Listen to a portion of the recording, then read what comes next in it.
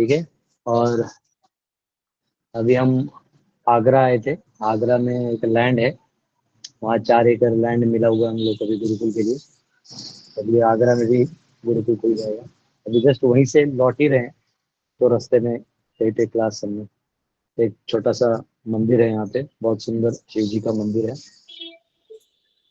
तो यहीं पे ऑन द वे क्लास। हरे कृष्णा। तो आइए प्रार्थना करते हैं और भागवत में प्रवेश करते हैं। ओम नमो भगवते वासुदेवाय। ओम नमो भगवते वासुदेवाय। ओम नमो भगवते वासुदेवाय। नारायणं नमस्कृत्य नरं चैव नरोत्तमं देवीं सरस्वतीं व्यासं ततो जयमुदीरयेत्। नष्टप्रायेषु भद्रेषु नित्यं भागवत सेवया भगवती उत्तमश्लोके भक्तिर्भवति नैष्टिकी। कृष्णाय वासुदेवाय देवकी नंदनाय च नंदगोपकुमाराय गोविंदाय नमो नमः।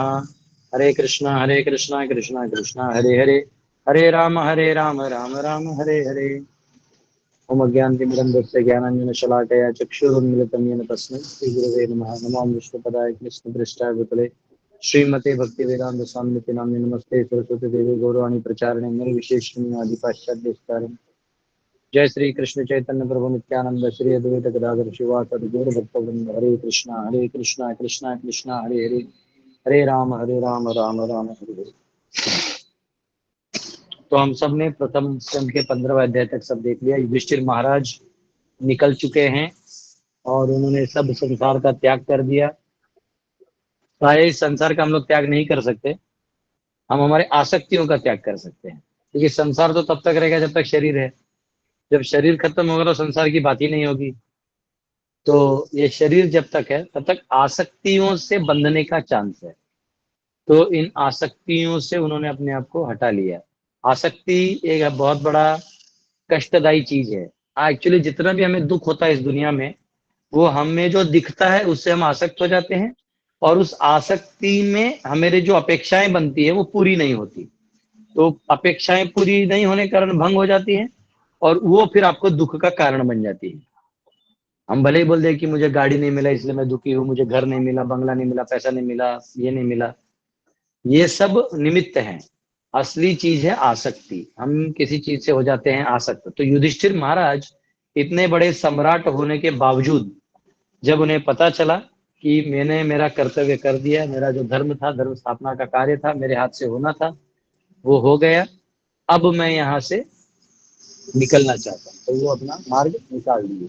और वो निकले तो इतने ऐसे निकले कि ऐसे नहीं कि बैठ के बस परीक्षित को राजा बना दिया, सम्राट बना दिया और निकल गए। और उनके चारों भाइयों ने भी देखा कि हमारे भ्राता निकल गए, तो उन्होंने उनके अनुगमन करते उनके पीछे निकल गए। द्रौपदी और सुभद्रा ने देखा तो ये लोग निकल गए, तो ये भी निकल गए। तो ऐसे करके सब लोग निकल गए। और अब जो है 16वें अध्याय में जो परीक्षित महाराज है, इनका प्रसंग और कली का जो प्रसंग है वो इस अध्याय में आने वाला है। इन दोनों का मुलाकात होगा। तो परीक्षित के पुत्र थे जन्मेजय, तो उनका थोड़ा वर्णन भी आने वाला है। अभी हम पहले 2 श्लोक लेंगे। तो आइए प्रथम श्लोक आप लोग खोल सकते हैं। अध्याय 16 श्लोक 1। सूत उवाच। सूत गोस्वामी अभी शौनक आदि ऋषियों से कह रहे हैं। सूत उवाच ततः ततः परीक्षित द्विजवर्य शिक्षया महिम महाभागवत शशासः यथा हि सत्यां सुत्याम् अभिजात कोविदः समादिशन् विप्र महद्गुणस्तथा। Suta Goswami said, O learned Brahmanas, Maharaj Parikshit then began to rule over the world as a great devotee of the Lord under the instructions of the best of the twice-born Brahmanas. He ruled by those great qualities which were foretold by expert astrologers at the time of his birth. तो यहाँ वो कह रहे हैं सूत गोस्वामी शौनक आदि ऋषियों से कि परीक्षित महाराज का जब जन्म हुआ तभी उनके जो एस्ट्रोलॉजर थे या जो ज्योतिष थे, जो हम लोग कुंडली बनाते हैं ना, तो वो सब बना के वो ज्योतिष जो है वो बताए थे कि ये बेटे लड़का जो होगा इसमें ये गुण होंगे, ये गुण होंगे, शासक के गुण होंगे, ये होगा, ये होगा, ये भगवान हरि को अति प्रिय होगा, ऐसे सारे गुण बता दिए थे। तो ऐसा कहते हैं कि राजा परीक्षित ने भी अपने जीवन में वो सारे गुणों को दिखाया, और ये सब उनको भगवान की भक्ति करने के कारण ये सब उनको स्वाभाविक रूप से प्राप्त हो गया। आप सुषमा माता जी आपका म्यूट कर लीजिए, आपका आवाज इधर आता है। सुषमा माता आप म्यूट कर लीजिए। तो ये सारा उन्होंने देखा और उन्होंने उनमें ये गुण आए। तो कहाँ से आए? तो जब व्यक्ति भक्ति करता है ना, तो सब सद्गुण उस व्यक्ति में आने लगते हैं। एक झटके में नहीं आएंगे, समय लगेगा, पर एक स्वाभाविक है कि व्यक्ति जब भगवान के सेवा में चले जाता है तो उसके जो भोगवादी विचार हैं या स्वार्थ युक्त विचार हैं, ये अपने आप भाप की तरह से, पानी को गर्म करने भाप हो जाता है ना, तो ये भाप की तरह निकल के खत्म हो जाता है। उसको पता भी नहीं चलता कि मैंने दूसरों के बारे में दुष्ट विचार बंद करना कब कर दिया। प्राय लोग दूसरों का दुख देख के बड़ा आनंद लेते हैं। किसी का टांग टूट गया तो बोलते आ हा, वो अंदर में मजा लेते हैं, बाहर में भले ही दिखा देंगे, अंदर में एक दुष्ट आनंद आता है, कपटी आनंद आता है। तो जब व्यक्ति भक्ति में लग जाता है ना, तो उसे बहुत दया आती है। उसको कोई मुर्गे को या किसी बकरी को भी पाँव में लग जाए, उसके हाथ से कोई चींटी भी आहत हो जाए तो वो बहुत दुखी हो जाता है। तो यहाँ पे क्या कहते हैं उसको, परीक्षित महाराज इन वैष्णव गुणों से बहुत संपन्न थे। और आप हम सब ने पहले कुछ अध्यायों में पहले ही देख लिया था कि परीक्षित महाराज को ऑलरेडी जो दर्शन हुए थे भगवान के, गर्भ में ही हुए थे। हाँ, विराट का एक बेटा था उत्तर और बेटी थी उत्तरा। और जब अर्जुन बृहन्नल्ला बन के, यानी एक युनक के रूप में, एक नर्तकी के रूप में डांस सिखा पहुंच गए थे अज्ञातवास में, तो वहां उत्तरा जो है उनसे सीख रही थी।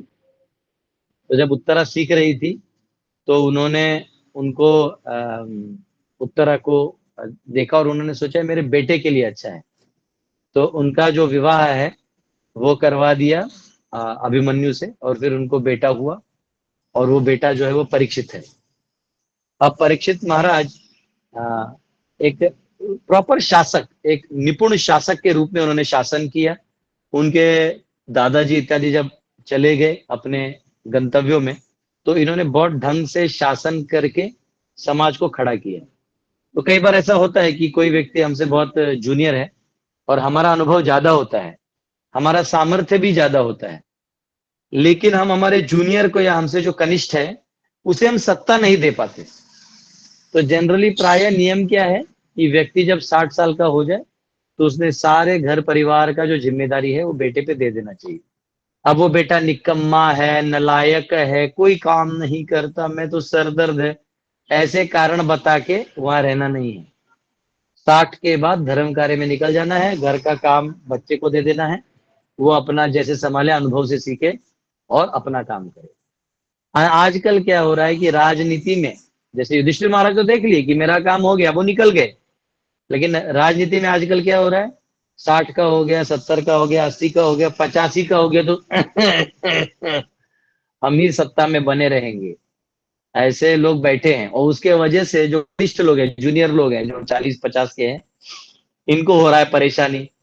उनसे भी जो जूनियर हैं, जो 20-30 के हैं, जो अभी अभी जोश में है कि हम देश को बदलेंगे, वो ऐसे और मर रहे हैं। फिर वो क्या करें, फिर भोग कर रहे हैं कहीं जाके, होटल मॉल में जाके मजे मार रहे हैं, कर्तव्य नहीं कर रहे हैं।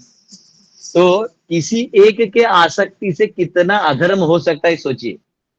तो सही उम्र में धर्म कार्य के लिए निकल जाना चाहिए। तो ऑलरेडी युधिष्ठिर महाराज निकल चुके थे और परीक्षित महाराज ने अपना कर्तव्य समझा कि मेरे जो ऊपर से जितने भी मेरे युधिष्ठिर महाराज हुए, पांडव हुए, मेरे पिता हुए, इन सब का जो कर्तव्य है, जो मुझे मिला है विरासत, इसको मैं आगे बढ़ाऊंगा, इनका नाम खराब नहीं करूंगा। और ऐसा करके उन्होंने उसको अपना जो एडमिनिस्ट्रेशन कहते हैं, उसके एडमिनिस्ट्रेशन का एक थोड़ा सा परपोर्ट प्रोपत जी ने कुछ अच्छे गुण लिखे हैं। यहाँ लिखते हैं, महाराज Parikshit was a महाभागवता or a first class devotee who was not only well versed in science of devotion but also to convert others to become devotees by his transcendental instructions। तो एक भक्त जो होता है ना, इसकी खासियत ये होती है क्योंकि ये खुद गहन होता है, गहन विचार करके कार्य करता है, तो जब ये किसी से बात भी करता है तो बहुत गहन छाप छोड़ के जाता है। तो महाराज परीक्षित केवल एक शासक नहीं थे, अपितु एक भक्त होने के कारण, महाभागवत होने के कारण, जब वो अपने दरबार में लोगों को एडवाइस देते थे तो बहुत गहन स्वरूप से देते थे। उनके राज्य में सभी एकादशी करते थे, सभी लोग एकादशी का व्रत पालन करते थे, सभी प्रसाद भोग लगा के खाते थे, भोग जो है भगवान को भोग लगा के खाते थे, सभी जो है नित्य ब्राह्मणों से पाठ करवाते थे। अपने अपने एरिया में कोई ब्राह्मण, जैसे हर गांव में एक या दो ब्राह्मण परिवार होता है, तो उस ब्राह्मण का काम कुछ नहीं है, नौकरी चाकरी ब्राह्मण का काम नहीं है। ब्राह्मण का काम है ग्रंथों को पढ़ना अपने गुरु से, और अपने गांव में लोगों को धार्मिक रूप से जगाते रहना। वो गिरते रहेगा, उसको ढकलते रहना है। ब्राह्मण का काम ही है उत्थान। वो नीचे आ रहा है, पाप वो कर रहा है, उसको उठाओ, उसको जगाओ कि ये पाप है, आज नहीं जागेगा, कल जागेगा, परसों जागेगा। तो अब ब्राह्मण, इसलिए ब्राह्मण को समाज संभालता था। ब्राह्मण को कभी खाने पीने का, जहां भी कुछ होता, पहला भोज जो है ब्राह्मण को कराया जाता है कि ब्राह्मण देता, आप खाइए, फिर जो है परिवार इत्यादि लोग खाएंगे।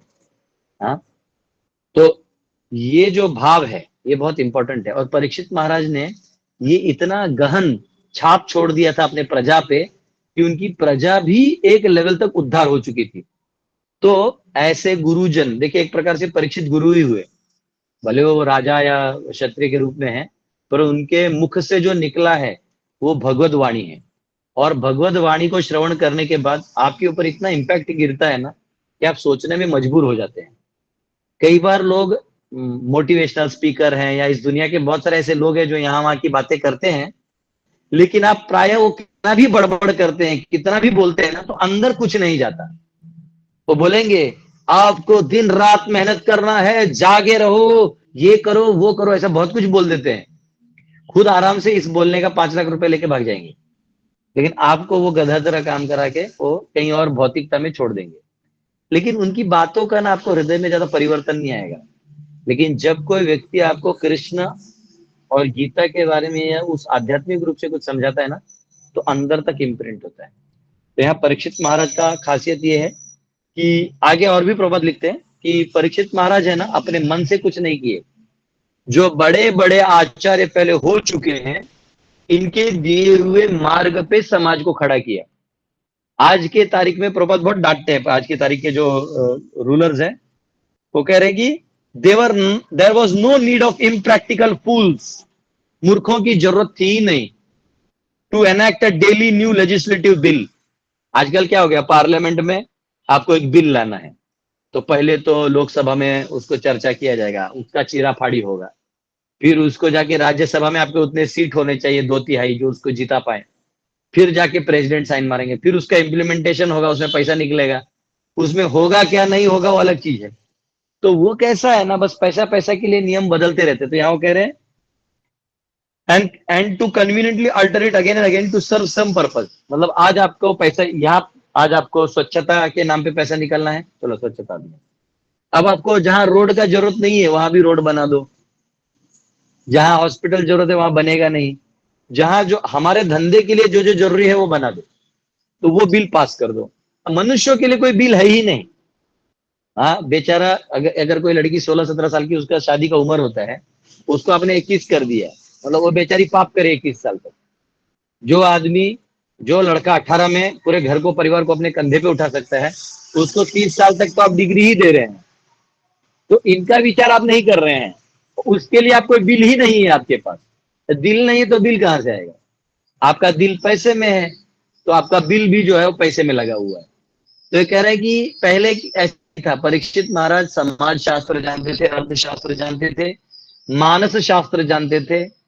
एक राजा ऐसा होना चाहिए कि सभी शास्त्रों को समझ के वो परफेक्ट जो है रूल बनाए।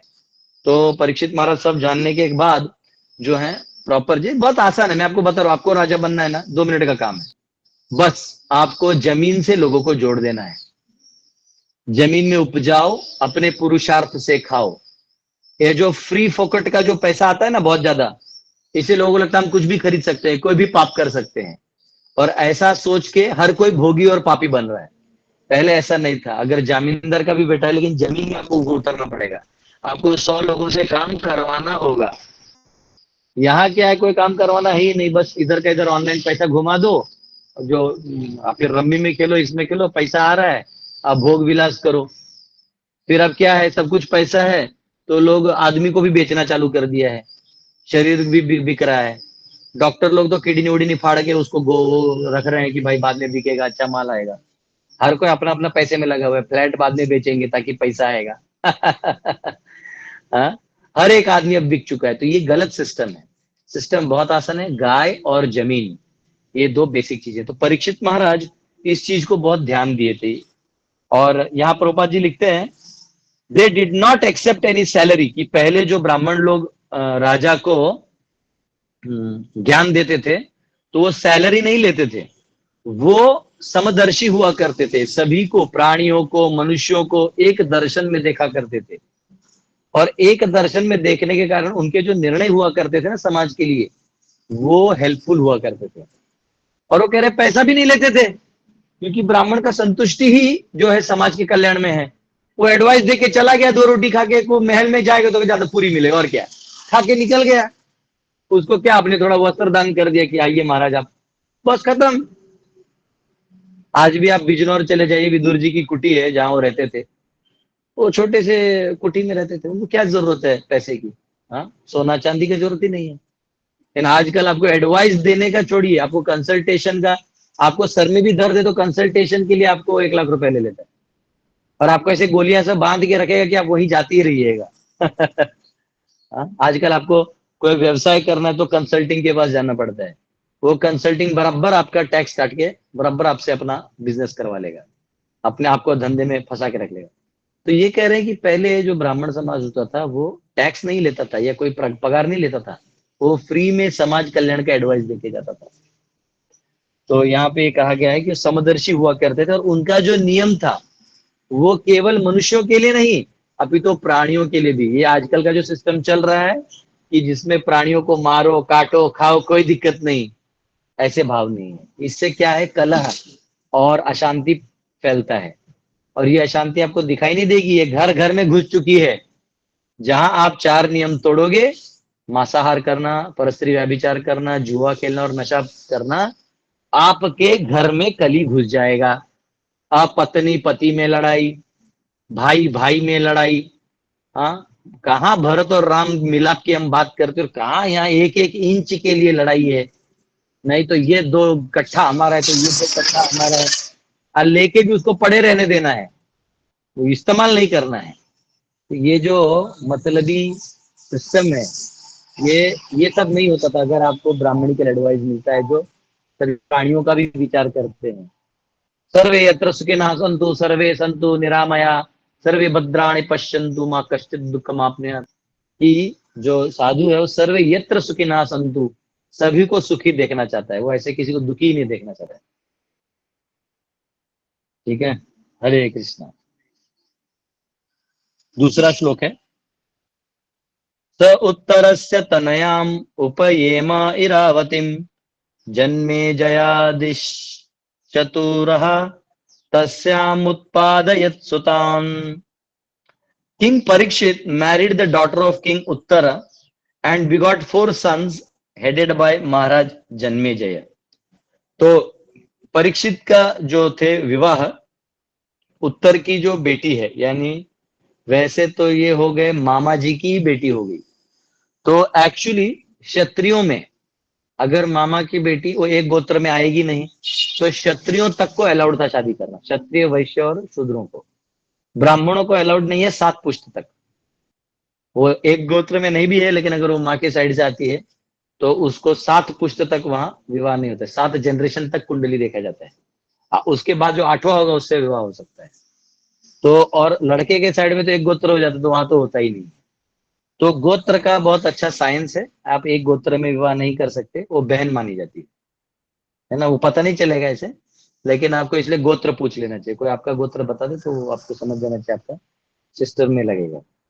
तो यहाँ पे क्योंकि गोत्र बदल जाता था, तो ये क्षत्रियों तक ये विवाह अलाउड था, इसलिए आप देखिएगा कि जैसे सुभद्रा भी जो है अर्जुन का विवाह उसी एंगल में हुआ है। तो विराट राजा तो जो थे उनकी बेटी उत्तरा थी, उनका बेटा उत्तर था, उनकी जो पुत्री थी इरावती, उनसे परीक्षित जी का विवाह हुआ और इनको 4 पुत्र हुए। और 4 पुत्रों में जो सबसे बड़े थे उनका नाम था जन्मेजय।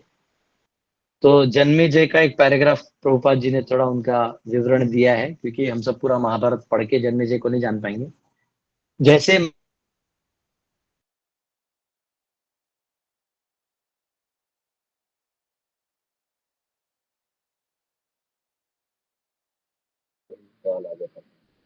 तो जैसे महाभारत है, वैसे ही जन्मेजय भारत है। तो जन्मेजय भारत जो है वो राजा जन्मेजय हैं। ये इन्होंने वैशंपायन ऋषि से सवाल जवाब किया। जब उन्होंने सवाल जवाब किया तो उन्होंने जो भी बताया वो, जैसे वो जो रिकॉर्ड हुआ है उसको बोलते हैं जन्मेजय भारत। तो उसमें ही बहुत सारे ऐसे स्टोरीज हैं जो महाभारत में नहीं है।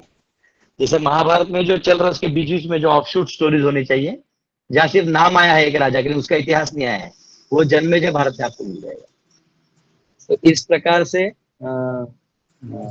राजा परीक्षित जो है इनके सुपुत्र हुए जन्मेजय। और जन्मेजय ने जो है अपने पिता का बदला लेने के लिए बहुत गुस्सा हो गए थे कि तक्षक ने मेरे पिता को मारा ही कैसे। तो उन्होंने एक ऐसा यज्ञ किया जिसमें सब सर्पों की बलि दी जाएगी, तक्षक तक को मरना होगा। फिर लास्ट में ब्राह्मणों ने आके उनको रिक्वेस्ट किया कि आप ऐसा मत करिए, इससे जो है सामाजिक और वो संतुलन बिगड़ जाएगा। आपके पिता का प्रति जो गुस्सा है जो तक्षक के प्रति, उसको यहाँ मत निकालिए, सर्प योनि पे मत निकालिए। तो फिर बाद में जाके वो शांत हुए। तो स्वाभाविक है, क्षत्रिय का बेटा है ना, वो मंद रहेगा तो क्षत्रिय कैसा रहा, वो तो खून में उसके होना चाहिए जस्टिस, न्याय। हाँ ऐसा है। तो यहाँ पे महाराज जन्मेजय के 2 बेटे थे, उनका नाम था न्यातानिक और शंकुकर्ण। और कुरुक्षेत्र में यज्ञ किया था जो मैंने अभी आपको बताया। और उनके जो 3 भाई थे, यानी जन्मेजय के साथ और जो 3 बेटे थे परीक्षित के, उनका नाम था श्रुतसेन, उग्रसेन और भीमसेन 2। भीमसेन नंबर 2, पहले वाले तो पांडव के पुत्र हैं। तो